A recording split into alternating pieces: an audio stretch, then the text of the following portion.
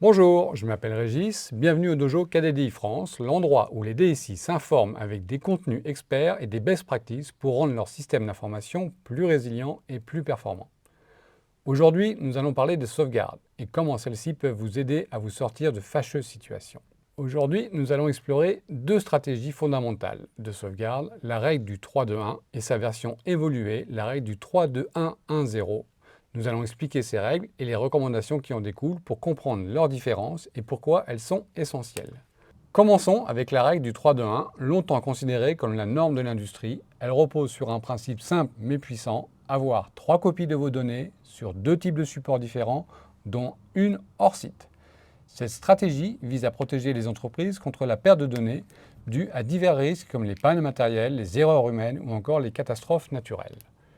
3, 2 et 1. 3 copies différentes signifie que vous avez 3 jeux de données différents. Vous avez un premier jeu de production et vous avez au moins 2 jeux de backup. 2 médias signifie que généralement votre production est stockée sur des disques durs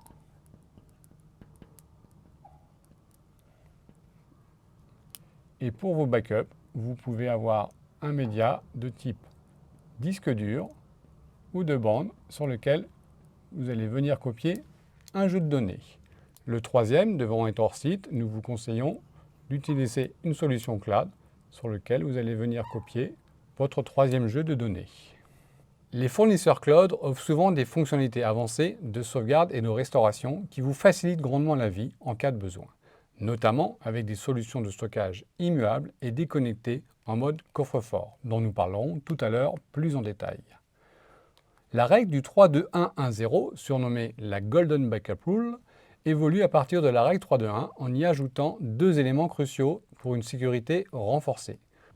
Outre les 3 copies de données, les 2 types de supports et la sauvegarde hors site, elle recommande en plus une sauvegarde hors ligne, donc généralement sur un disque hors ligne, et des tests de restauration qui permettent à viser le zéro erreur.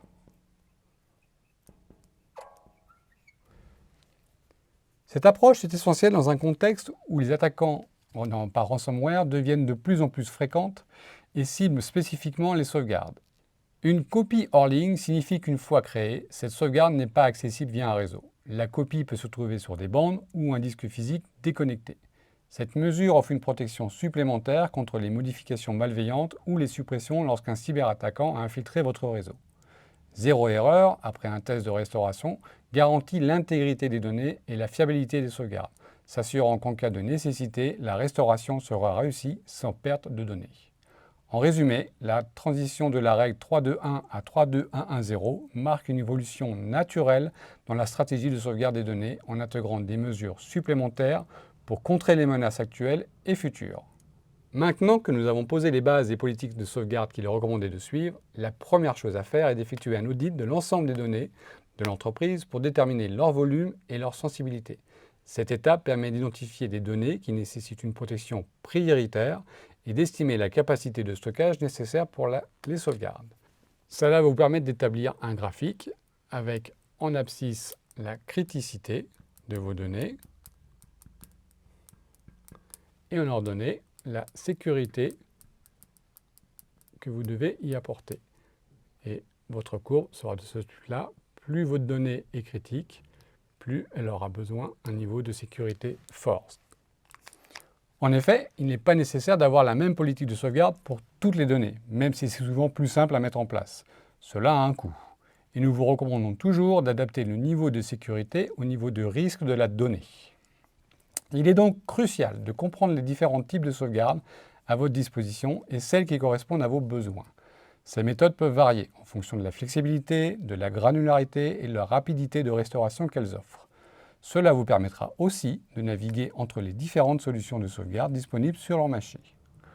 Par exemple, certaines solutions proposent des sauvegardes dites par snapshot, qui capturent l'état d'un système à un moment donné, agissant comme une photographie de l'ensemble des données et de configuration. Cette méthode est idéale pour des environnements virtualisés où il est nécessaire de restaurer rapidement l'état complet d'une machine virtuelle, une VM. Cette méthode est très efficace, mais si vous avez besoin de sauvegarder des éléments comme des bases de données, alors nous vous recommandons de vérifier que votre solution de sauvegarde ne se limite pas à cela, mais qu'elle est également capable de réaliser des sauvegardes granulaires. Les sauvegardes granulaires permettent la sélection et la restauration de données spécifiques, telles que des fichiers, des dossiers ou même des éléments d'une base de données. Cette approche est plus flexible que des snapshots et est particulièrement précieuse pour les bases de données ou les applications nécessitant des restaurations fines. Le choix entre ces deux types de sauvegarde dépend des besoins spécifiques de votre entreprise. Certaines solutions peuvent faire les deux, mais ce n'est pas le cas de toutes. Il faut donc y être vigilant. Dans de nombreux cas, une approche hybride est adoptée, combinant les avantages des deux méthodes pour s'assurer que, quel que soit le type de défaillance ou de perte de données rencontrée, une solution de restauration adaptée est bien disponible. Si vous avez déjà mis en place tout ceci, vous êtes bien avancé sur le chemin de la résilience et de la cyberprotection. Il ne reste qu'un seul point à voir, mais pas des moindres. Comment se garantir un moyen de restauration en cas de cyberattaque? Dans le cas d'une cyberattaque, ce que va faire le pirate, c'est qu'il va mettre un virus ou un malware ici, mais il va également le déposer sur vos solutions de sauvegarde. Et du coup, par réplication, il va arriver sur toutes les solutions de sauvegarde dont vous disposez. Ce qui vous permet du coup d'être attaqué au niveau de la production, mais de ne plus être capable de restaurer depuis vos sauvegardes qui sont également verrouillées. Les cyberattaques, notamment les ransomware, sont de plus en plus courantes et sophistiquées. Une fois que les attaquants réussissent à infiltrer le réseau d'une entreprise, ils vont chercher à compromettre toutes les sauvegardes et tous les environnements de production. En fonction de vos configurations, ils peuvent même être capables de voir que vous disposez de plusieurs points de sauvegarde si ceux-ci sont connectés à votre réseau. Ils resteront donc tapis dans l'ombre jusqu'à avoir infiltré la totalité de vos infrastructures pour vous empêcher de restaurer ou de redémarrer votre système. Alors, comment se prémunir contre ce type d'attaque? Pour ceci, vous devez mettre en place une solution de sauvegarde sécurisée et externalisée qui va venir chercher à intervalles réguliers vos données. Cette solution doit être complètement déconnectée de votre production et c'est elle qui, à intervalles réguliers, va venir récupérer vos données de sauvegarde pour les mettre à l'extérieur. Par exemple, chez KDDI, notre solution est complètement déconnectée du réseau 99% du temps grâce à des technologies comme l'AirGap. Elle vient chercher vos sauvegardes quand vous le souhaitez et directement après la connexion est rompue et le stockage est déconnecté complètement du réseau. De plus, le stockage est en format WORM, Write Once, Read Many. C'est-à-dire qu'il est impossible de modifier les données une fois qu'elles sont inscrites sur ce support. Cela assure que les données sauvegardées restent intactes et à l'abri des modifications ou des suppressions malveillantes, même si le cyberattaquant arrive à infiltrer le support durant le temps de connexion avec votre environnement.